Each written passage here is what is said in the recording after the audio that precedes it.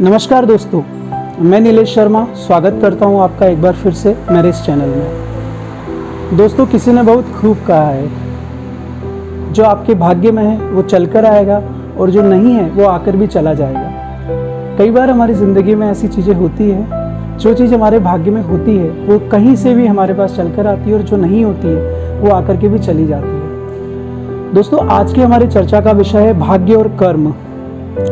ये विषय काफ़ी समय से लोग डिस्कस करते आए हैं और ये एक बहुत पेचीदा विषय रहा है। सदियों से इसके ऊपर चर्चा होती आई है। आज हम इस विषय को समझेंगे और मैं अपने स्तर पे आपको इसका मीनिंग समझाने की कोशिश करूंगा। तो आइए शुरू करते हैं इस विषय के ऊपर चर्चा एक पौराणिक कहानी के साथ। एक बार देवर्षि ऋषि नारद मुनि भगवान श्री विष्णु के पास वैकुंठ धाम में जाते हैं। वैकुंठ धाम में जाने के बाद वो प्रभु से कहते हैं, प्रभु, धरती पर अधर्म का साया बढ़ता जा रहा है। जो लोग बुरा करते हैं उनके साथ अच्छा होता है और जो लोग अच्छा करते हैं उनके साथ बुरा होता है। प्रभु श्री विष्णु मुस्कुराए और उन्होंने पूछा, नारद जी, आपका आशय क्या है कहने का?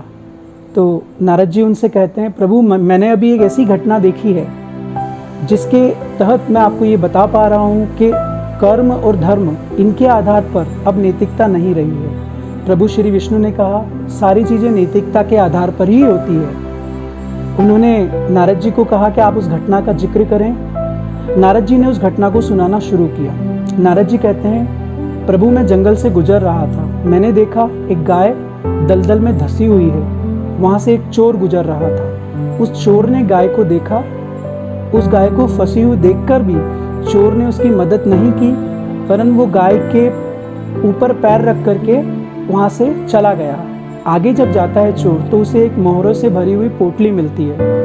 कुछ समय बाद एक वृद्ध साधु उस मार्ग से गुजरते हैं और जब वो गाय को इस हालत में देखते हैं, वो दलदल में उतर के गाय को बाहर निकालने की पूरी कोशिश करते हैं और वो इस कोशिश में कामयाब भी हो जाते हैं। परंतु इसी दौरान वो एक गड्ढे में फिसल करके गिर जाते हैं, जिससे उन्हें चोट आती है। तो प्रभु, अगर हम इस घटना का जिक्र करते हुए ये देखें, जो अच्छा करने की कोशिश कर रहा है उसके साथ बुरा हो रहा है और जो बुरा करने की कोशिश कर रहा है उसके साथ अच्छा हो रहा है।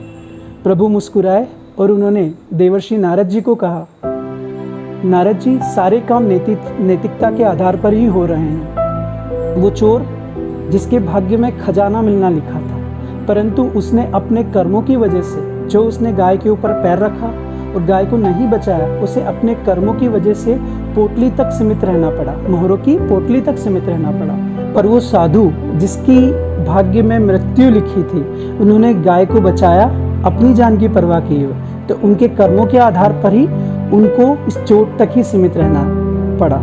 दोस्तों, यही हमारी ज़िंदगी में भी होता है। हम लोग हमारी दिनचर्या में जो भी कर्म करते हैं, कुछ कर्म हम इंटेंशनली करते हैं अर्थात जानबूझकर, और कुछ हम अनइंटेंशनली करते हैं अर्थात हमारा उस कर्म के पीछे कोई प्रयोजन नहीं रहता है कि हमें ऐसा करना है। उदाहरण के तौर पर मान लीजिए आप एक गाड़ी चला रहे हैं, सामने से कोई कुत्ते का बच्चा आपकी गाड़ी के सामने आकर के घायल हो जाता है। आपको पता नहीं था, सडनली वो कुत्ते का बच्चा आपकी गाड़ी के सामने आया, तो अनइंटेंशनली किया गया कार्य है। बट अगर आप जानबूझ करके गाड़ी किसी कुत्ते के बच्चे के ऊपर चढ़ा करके उसको घायल करते हो, तो ये इंटेंशनली किया गया कार्य है। हम जो भी कर्म इस दुनिया में करते हैं वो हमारे संचित कर्म होते हैं, जिसका फल हमें आज या कल किसी न किसी रूप में भुगतना पड़ता है। अगर वो कर्म हम इस दुनिया में अभी नहीं भुगतते हैं, तो आने वाले समय में जब हम पुनर्जन्म इस दुनिया में लेते हैं, तब हमें कहीं ना कहीं वो कर्म भुगतने होते हैं। इसी कारण से हम देखते हैं, कोई व्यक्ति जब जन्म लेता है या कोई बच्चा जब जन्म लेता है, तो वो जन्म से ही अंधा होता है या विकलांग होता है या उसको कुछ शारीरिक दोष होते हैं या दिव्यांग वो होता है। इसी तरह से कोई व्यक्ति या कोई बच्चा गरीब के घर में जन्म लेता है, कोई बहुत अमीर के घर में जन्म लेता है, तो ये सारे उसके प्रारब्ध या संचित कर्मों का ही परिणाम होता है जो उसको भुगतना पड़ता है। भगवान श्री कृष्ण ने श्रीमद् भगवद गीता में भी कहा है, कर्मण्येवाधिकारस्ते मा फलेषु कदाचन कर्म फल हेतुर्भ्रुमाते संगो अस्त कर्मणि। अर्थात हमें इस जिंदगी में कर्म करना है। कोशिश ये करें कि हम बेहतर कर्म करें, लोगों की ज़िंदगी को आसान बनाएं, लोगों की मदद करें।